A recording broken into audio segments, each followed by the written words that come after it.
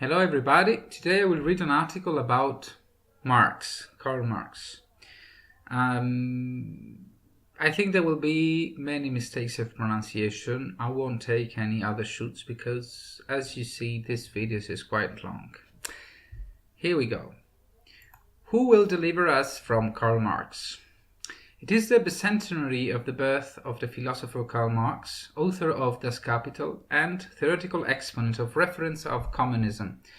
All the subsequent theorists and politicians of the communist area of every part of the globe have lent on him in various ways. After his death, Karl Marx quickly became the indisputable authority of revolutionary socialism, indeed the prophet of the communist religion, and Das Kapital, the relative Bible, the guardian book of the revealed truths of messianic future, a book that all the communists and socialists admire and adore, but that, just as in the case of the Bible, no one or almost no one reads, because it is too long, too boring, and sometimes incomprehensible. After so long, the myth of Karl Marx continues to enjoy excellent health. He is cited every time there is an economic crisis, and he is flaunted with the typical line, "See that Marx was right," or even worse, "Marx had predicted this crisis," as if he were Nostradamus or the Sibyl. For the bicentenary of his birth, leading exponents of the European and world left did not miss the occasion to pay homage to the father of communism, underlining the topicality and clarity of his thinking.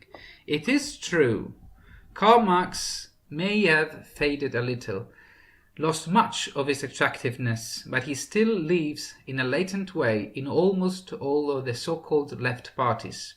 He's a spiritual father who lodges discreetly in socialist ideological sanctuaries. He's a good and affable father, a just father who has lashed out against exploitation and for a fairer society, and that's enough. It is needless to see if his philosophy can really tell us something today, or if it is not a tear that prevents any possible renewal or rethinking, a burden from which it is not easy to free oneself, and which is the basis of some of the nonsense and ideological short circuits of the left. Apparently, Marx is there and does not hurt anyone. Quite the contrary. But it's not so. If it is true that much of the progressive area is victim of its own intellectual laziness, which also consists in the difficulty of reading contemporaneity with new criteria and categories, this difficulty can be attributed at least partly to laziness and to the inability to revise one's ideological past, to find the cracks and the chasm, and to know how to throw it away once and for all.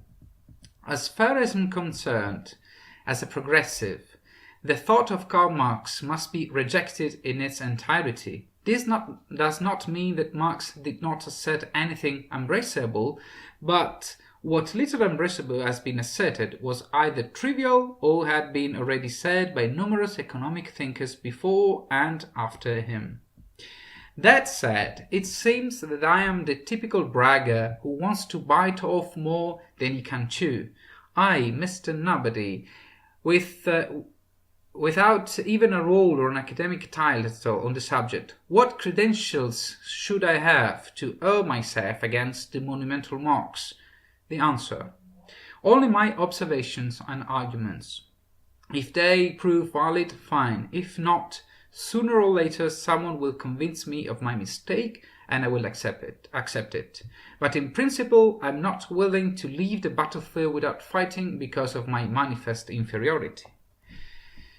In this talk, I will then present some salient points of Marx's thought and point out its flaws. Let's start by saying that Karl Marx considered himself a scientist of history, a thinker who thought he had identified the laws that drive the successions of historical epochs, in the like manner as Darwin Darwin, scientist of nature, had tracked the laws of selection and development of animal species. In the funeral oration of 1883, once again, his lifelong friend Friedrich Engels said, "Marx has discovered the law of the development of human history." What was this great discovery? In short, Marx believed that the whole history of humanity was the history of the clash between two classes, the class of oppressors and the class of the oppressed. The nature of production methods and relationships determines the clear distinction between the two classes. Everything is therefore determined by the type of economy. Every form of wealth production realizes, so to say, a ruling class and a class of dominates. The class struggle is constant and always resolves with a revolution, which sees the class of the oppressed rise to the class of oppressors, that consequently creates a new class of oppressed. But pay attention, every revolution takes place only because the means and modes of production change. The revolutionaries in this sense are like unconscious executors of an historical development that must be nevertheless realized. The dominated part becomes dominant because it represents the new form of production. Thus, Marx interpreted the French Revolution, that is, as the triumph of the artisanal and commercial bourgeoisie, the bearer of a new way of producing wealth on nobility, representing instead the old mode of feudal production. Now, what happens according to Marx? It happens that the bourgeoisie finds itself to be the ruling class in an age in which the mode of production changes again. In fact, it goes from commerce and crafts to industrial factory production. The workers of the new forms of productions are the workers, the proletarians, as Marx calls them. These are therefore destined to be the protagonists of the new revolution and to become the new ruling class. There is nothing you can do against it, therefore capitalism and bourgeoisie are doomed. And what about the next revolution? Between which classes will it be? No. According to Marx, that of the proletariat will be the last revolution in history. Then history, in a sense, will end. It will be heaven on earth, because finally the world will be perfectly fair, perfectly right, perfectly free, a world where all the institutions of the bourgeoisie have disappeared, which has proved to be the most cruel and ruthless ruling class ever. Private property, family, liberal democracy and nations will have disappeared. The Marxist vision of history is therefore called historical materialism, and it is a strongly deterministic theory. The events of history are determined exclusively by the material conditions of production, by the available technology. Men do not affect anything. They have the illusion of having freedom, will and autonomy, but in reality, according to Marx, everything is determined by material reality. Therefore also philosophy, political theories, art, poetry, literature, religion, sexuality, everything is due to the means of production, and the man is an unconscious actor of history. Here is the history for Karl Marx. Now, it does not take long to realize that this is a simplistic view of the past. Marx fell in love with the observation of the role of material reality in human affairs, which certainly has a part of truth, but made it an obsession, the only interpretative key of reality and history. He brought it to the extreme consequences, and concluded that man has no real will or freedom, and that humanity has a unique destiny that he, the scientist of history, has foreseen. And he was wrong. In the first instance, he was wrong for a reason that is clear to everyone. The revolution against capitalism, which Marx saw as imminent and inexorable, did not happen. And where it happened, only in countries with very little industrialization, it was a total failure. The scientists of history got it very badly wrong.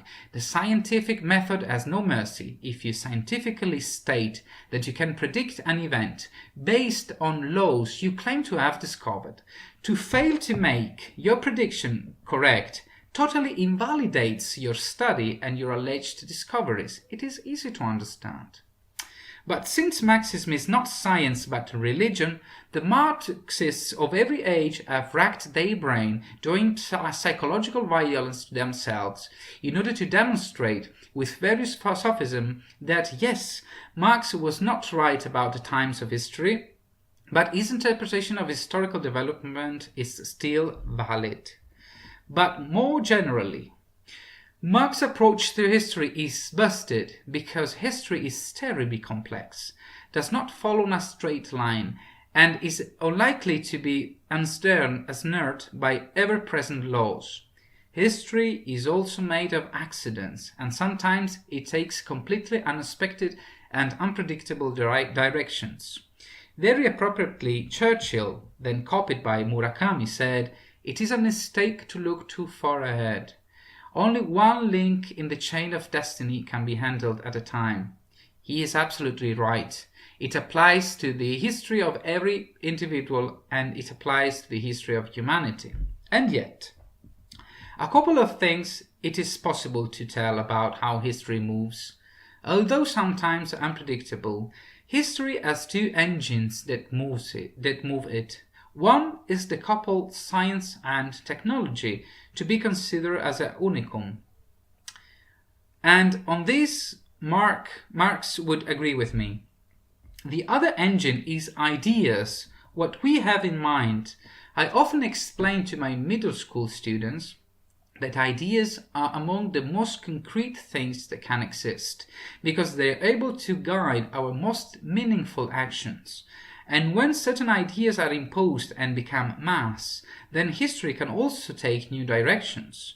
In his book, The Protestant Ethic and the Spirit of Capitalism, of sociologist Max Weber, explained well that at the base of the spirit of initiative and enterprise, of the accumulation of capital and of investment, there was the complex of ideas and of values of Protestant religious ethics.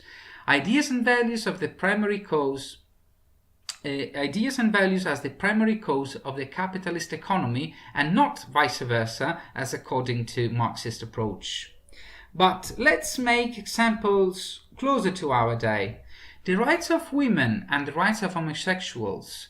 From where, if not from the ideas of a small group of people, was born the great movement that has changed and is changing our modern societies in a more open, inclusive and tolerant sense. When the first American gay activists began to protest in the 1960s, who could say that they would not be repressed like all the other gay movements of the past? To determine that first success were largely the perseverance of those women and men and the goodness of the idea of having the right to own their body and their sexuality. The material condition in which they lived have little to do with it, and the contest lies in the fact that in so many rich and opulent countries, homosexuality is still considered a disease or even a crime, and who knows how long it will be still so. Nor it is said that the reactionary forces can take over and rewind the tape of the battles for rights. I could mention a couple of countries where this happens today, like Turkey, or in Europe, Hungary and Poland. Of course, it is certainly true that the economic prosperity and higher levels of literacy and study fostered all battles for progressive extensions of individual liberties, but ultimately it was the power of ideas and values that have changed our mentality and then also material reality. What does the material reality have to do with it? Of course it has. What is more real than living one's own sexuality freely, or expressing one's opinions, or traveling, or studying abroad, or deciding not to marry, or believing in a minority religion, or not believing in any particular religion, or to vote, or to go out with friends to drink a beer? What is more real than this in our daily life? All today, all this seems obvious only because our mentality, our ideas and values have nothing to say about it. Yesterday or the day before yesterday, it was not like that. Maybe we forgot it. Short parenthesis. To say that ideas are able to change history could induce someone to think that any idea can impose itself indifferently, and that therefore history goes entirely by chance. It does not go on, and that there is no substance in the difference between progressive ideas and reactionary ideas, that cultural relativist would be wrong. It would be wrong because the ideas do not all have the same strength, do not have the same force, because some are well argued, justified, and rooted in reality, and know how to defend themselves from objections. In fact, they are usually opposed with censorship and repression. Others are badly argued, unjustified, and based on principle different from that of reality. Refuting them with the tools of reason is usually a very simple operation. And if you want a little essay about this, compare the following two propositions. All men are born equal, by Hobbes and Locke. Against, some men are born free, others are slaves by nature, of Aristotle. There is no need to remember that slavery is only disappearing recently. Whom do we need to thank? Progressive ideas of preluminists. Thanks, Thomas. Thanks, John. And now our last fantasy experiment. I tried to make an hypothesis of an idea that today is totally marginal and that perhaps tomorrow will be accepted and shared by most of us. I am omnivorous.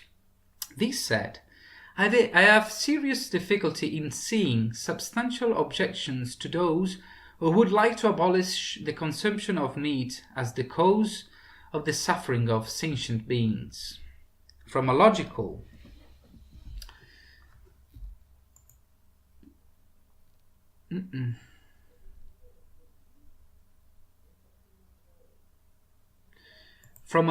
argumentative and principled point of view, the position of those who fight for the abolition of slaughterhouses and for an ethical treatment of animals is very solid.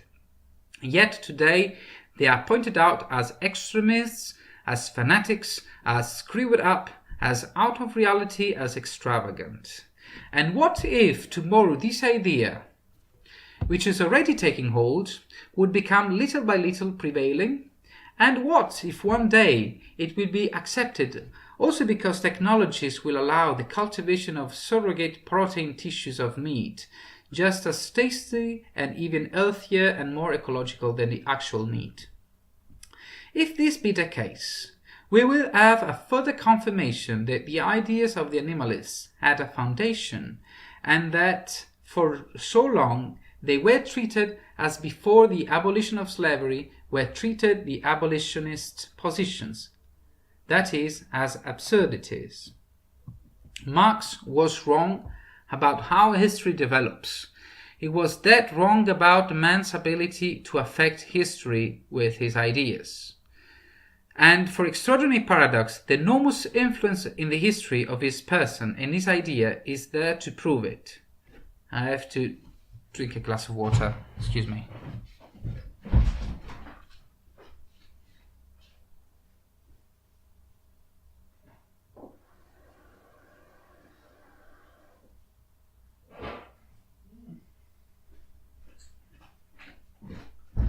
Okay, let's go further. But let's move on to something else.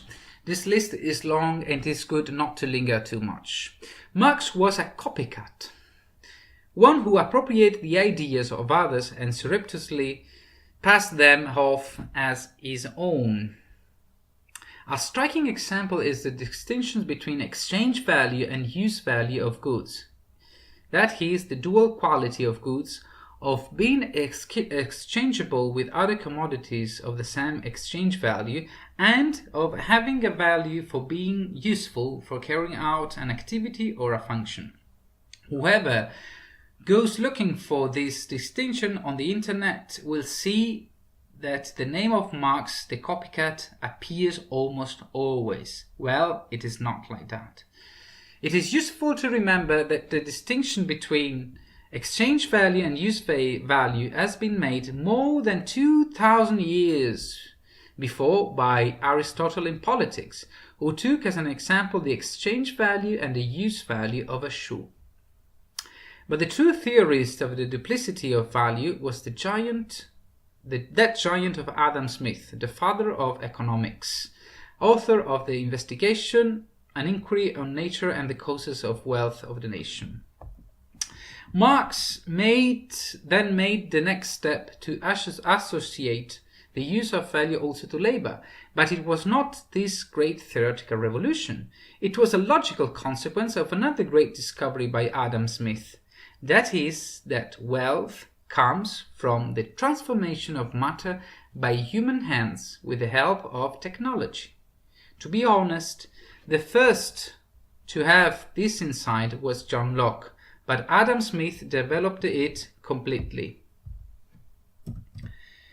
So, however, with this simple but brilliant discovery, Smith disavowed all the outlandish theories about the origin of wealth. Just to name a few, he refuted the mercantilist doctrine of Colbert, who claimed that the wealth was obtained with a trade balance in surplus. Tell Trump, please. As well as the physiocracy of Quesnay, who had claimed, with obscure prose and arguments, that wealth originated from the agricultural production of the land. It follows for Adam Smith that the more a man is capable of producing, the more he produces wealth. The one that produces more than necessary for one's livelihood is the accumulation of wealth. The difference between a rich country and a poor country, therefore, lies in the greater or lesser capacity to produce goods and provide services. Ta-da! Unveil the mystery. Wait, says now the Marxist aficionado, but Marx precisely explained how capitalism exploits the worker, because he is paid only of what he needs to live, while the extra wealth produced, the surplus value, is robbed by the capitalist. Mistaken. Even the concept of surplus value was copied by Marx.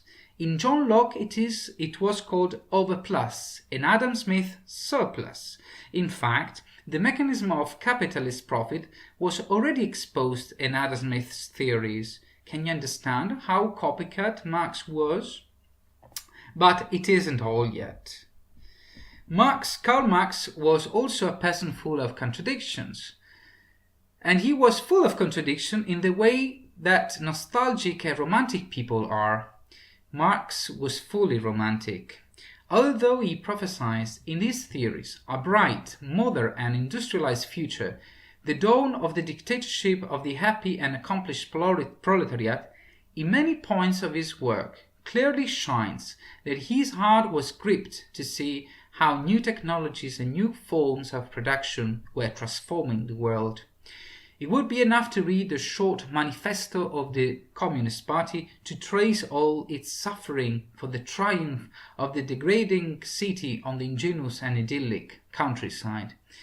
Without admitting it, Marx cries in the face of the domination of the industrial man over the globe. He cries in the face of the subjugation by the imposition of the new forms of production of the barbaric, of semi-barbarian peoples, as he himself defines them. It is a mixture of racism and paternalism. Yet, his implicit praise of the old days finds its maximum completeness in the crazy phobia for the machines, for the new technologies, a phobia that for Marx passed almost without interruption to the current left parties. And this is another obvious contradiction. On the one hand, in fact, Marx dedicates pages and pages to explain that the new machines have had the sole purpose of increasing the profits of the capitalists, paradoxically worsening more and more the conditions of work and increasing the exploitation. He even gloats over the first cases of Luddism of the 17th century. He rejoices in the face of the destruction of the new means of production, which were guilty of taking away jobs. On the other hand, instead, he identifies in the new form of industrial production, and therefore in the machines, the material context that will allow the liberation from all fetters, the victory of the oppressed over the oppressors. This is totally contradictory. It is useful to stress once again that this phobia for technological progress and machines is also an integral part of the value system of the contemporary left. The rhetoric of machines that take away people's jobs is still a great workhorse inherited from Marx.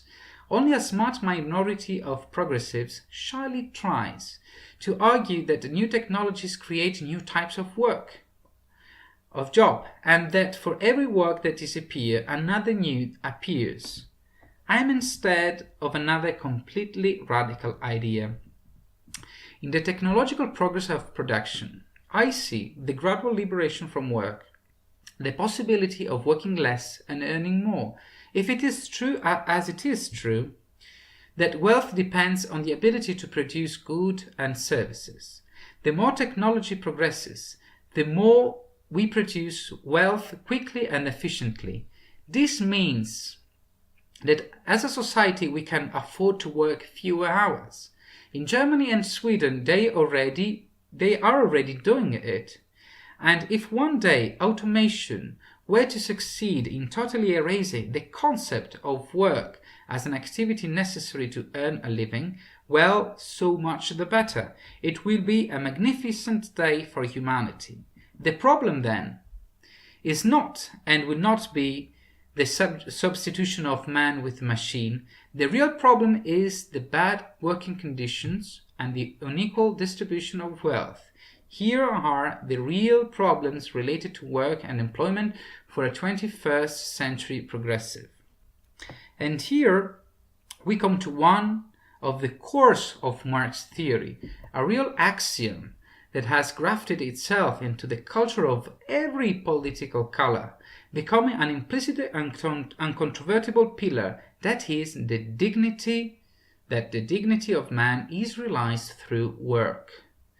When will we finally have the courage to say that it is a colossal lie, a terrible counterproductive absurdity for human progress? How do you say that the dignity of man passes through the obligation to do something to earn a living? Working, especially if it is a degrading, stressful and tiring activity, in general, it sucks. I think it's everyone's experience, or almost everyone's. Or among you, there are those who go reluctantly on holiday, beating their breasts and screaming, "What will become of my dignity for this week in Croatia?" To work is, in some respects, like smoking.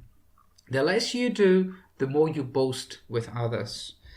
Even in this case, Marx revealed his obsessive and absolute approach to things. For Marx, work is the only real realization of man, and capitalism has debased it because it has parceled it and took away the means of production from the worker. It has caused the so-called alienation of labor. But what we care about the alienation of work? Who has said that the dignity of the realization of man cannot come from his free time, his passions, from study, from fantasy, from activism, from volunteering, from religious faith, from affections, from intimacy? Who said that? That compulsive and obsessed of Marx. Damn in. The progressives of the 21st century, even before asking for job creation, should ask for more free time for everyone, both workers and non-workers. It is not that bad if we find ourselves doing an alienating job as long as for a few hours. What does it matter of the alienation of work? Karl Marx's nostalgia, mixed with his nonsense, was such as to suggest that before the Industrial Revolution, work was more beautiful and rewarding. In his Das Kapital, he comes to say that among slave, serf and proletarian there is no difference, as if individual freedom did not count for him. Indeed, it comes to add to the absurd conclusion that the slave and the servant are two types of oppressed, less oppressed than the proletariat, as they are not deprived of the means of production, and they are anchored to the land. In short, it is the means and retreat. It was better when it was worse. Another topic. This one totally forgotten by current Marxists. Women. According to the rigid and patriarchal Marx, the fact that the machines, by lightening the work, yes, sometimes it admits it, have in fact opened the access to women to factories was a real scandal, a blasphemy. If women's emancipation and gender equality had depended on Marx, they would probably never have arrived. Are the confirmations? In one passage of the manifesto, Marx proposes to abolish the family as a bourgeois institute, and then attacks those who accuse the communists of wanting to achieve the communion of women in this way, but not in order to deny it. That sexist of Marx had clearly said in the economic philosophical manuscripts of 1844, with communism, private property is abolished. Since the woman is in fact a private property of the man through the marriage contract, with the communism there will be the free enjoyment of the woman, the universal prostitution. Have you heard anything more humiliating about women? And when, as I said, in the manifesto Marx blames the accusations of women's communion, he replies that with communism it would not change much, because universal prostitution already exists. But in the bourgeois era it is divided into public and private, so it is much worth making it totally public, right? Great Marx. Even here nothing to complain. Bravo. Last critical point in Karl Marx's thought. Liberal and democratic institutions. Banal perhaps, trivial, but is worth emphasizing it. Marx was not only implicitly opposed to representative democracy as a proponent of violent revolution against the bourgeoisie or the dictatorship of the proletariat. Marx has directed attacks against the idea of democracy. According to him, democratic institutions were nothing but a tool in the hands of the bourgeoisie, and that parliamentary politics would never be able to improve things. In Revolution and Counter-Revolution in Germany, intervention of the 27th July 1852, Marx uses the expression parliamentary cretinism, which later became so dear to subsequent communists such as Lenin. And the disregard of the democratic will of the people, often in the form of anti-parliamentarianism, is the hallmark of all authoritarian thinkers and politicians, from the extreme left to the extreme right, from Trotsky to Hitler, just everyone. Even today, anti-parliamentarianism has its proponents, perhaps prudent and timid, but it still has them. An example of anti-parliamentarian rhetoric, there is a great variety. Democracy does not work. Democracy is corrupt. Democracy does not decide.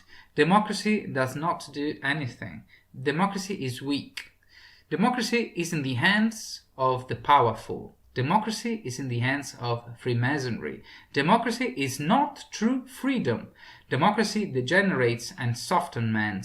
Democracy corrupts the customs. Democracy is dictatorship. Democracy is a single thought. Democracy is against the people, and such more, and so much more. We have reached the conclusion. What to say of Karl Marx? Nothing. Absolutely nothing. Marx was a nostalgic, a romantic, an authoritarian, a sexist, an instigator of hatred and violence, a trivializer of human and historical phenomenon, absolute in his conclusions and obsessed with his own ideas and intuitions.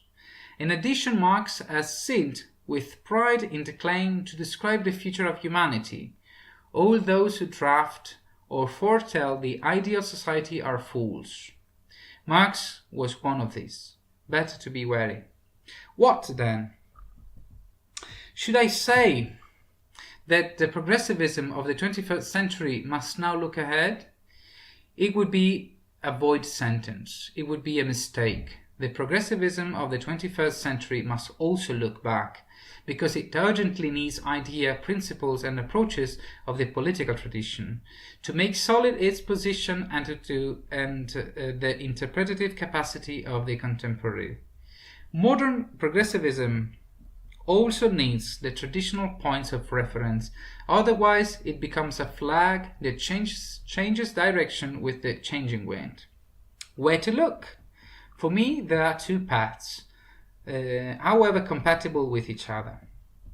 The first is the social democracy inaugurated by the German Edward Bernstein, author of The Preconditions of Socialism and the Tasks of Social Democracy of 1899, a book that earned him excommunication by orthodox Marxists such as Karl Kautsky and Rosa Luxemburg.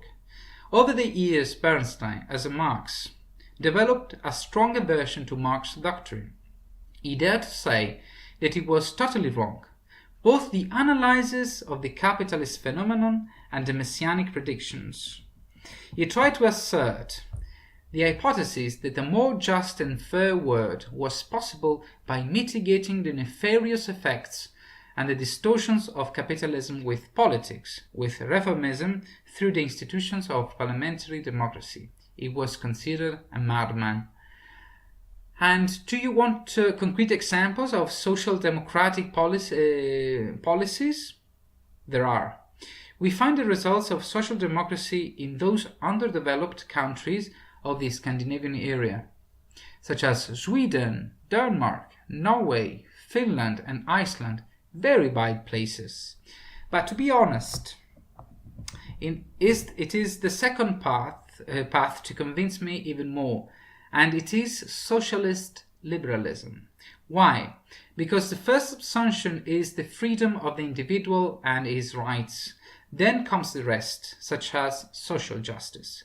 Social liberalism does not want to design any future society. It knows very well that it is not possible to foresee the evolution of history, but it does also know that the more freedom and rights are extended, the more society will be able to understand and manage modernity, because open to everyone's contribution.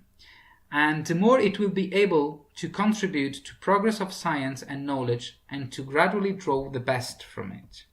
And contrary to what many socialist ideologies currently in vogue claim, social liberalism, which knows that freedom is sacred, does not seek to punish, so to speak, the success of those who made it, as if it were a fault. Rather, it takes care to redistribute wealth among the most disadvantaged individuals, to give them real opportunities to realize themselves, and to offer basic quality public services. This in brief. Exponents of social liberalism, there are many. The most important are British, because social liberalism was born there. But there are also many Italians. The most distinguished, by the way, contemporary and rival of Karl Marx, is John Stuart Mill, author of essays as On Liberty, on Socialism, on the subjection of women, one of the first feminist texts in history. And the Italians instead, the first is, at least partly, Piero Gobetti, enfant prodige, killed by fascism at the age of 24. Carlo Rosselli, author of Liberal Socialism, killed by fascism too. And then Guido Calogero, author of the brief Manifest of Social Liberalism. And the Gandhian Aldo Capitini, and the monumental Turin jurist Norberto Bobbio. So, the theoretical bases are there. We must study them. Will Italian progressivism be able to wake up from the intellectual torpor from which it has been involved for too long? Short footnote. Italy is famous for having founded the Catholic communism. Who, as a communist in Italy, recognized some harshness in Marx's thought, often replies that Marx was amended with the Catholic tradition. He also says that at a closer look, Jesus was the first communist. Now, just to make a clarification, attempts to approach Christian religious thought to the communist one were a widespread phenomenon already in the days of Karl Marx. And it is the very Karl Marx in his manifesto to clear the field about any doubt. This approach is called feudal socialism, a subcategory of the largest category of the larger category of heretical socialism, of reactionary socialism. Here are his words. There is nothing easier than giving a little socialist paint to Christian asceticism. Has not Christianity expressed itself against private property, against marriage, and against the state? And has it not preached as a substitute for charity, begging, celibacy, the mortification of the flesh, the monastic life, and the church? Christian socialism is nothing but a holy water with which the priest consecrates the rancor of the aristocrats. End quote. No way. Marx cannot be saved, nor does he want to be saved. Best wishes, Marx.